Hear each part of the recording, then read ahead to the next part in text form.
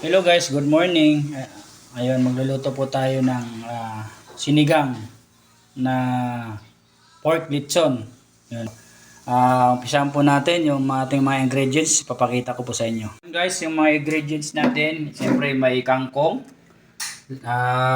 labanos, gabi, sitaw, talong, sibuyas, kamatis, at saka durog na paminta. Ayan, durog na paminta. Siyempre, hindi mawawala yung panggisa, mantika. Din, yung ating sinigang sa sampalok. Yan, kailangan to with gabi.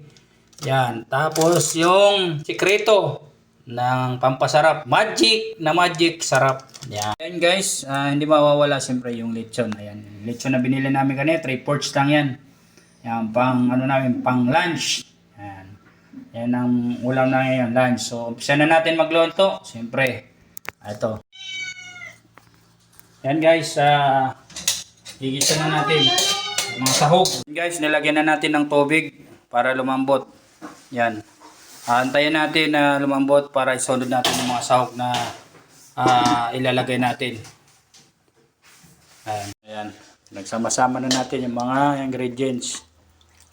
Antayin natin na maluto para isunod natin yung ating lechon. Kasi luto na yung lechon, hindi na kailangan yan pakuluan. So pagkaluto ng ingredients, saka natin ilalagay yung lechon. So yun, pan muna natin. Ayun na guys, nilagay po natin na yung yung lechon. Ayan, tayo na kumulo para ilagay natin itong kangkong. Tapos yung pangtimpla na sinigang. Ayan, yan. Ayan guys. Wow! Wow! Happy lunch, happy eating. Alright!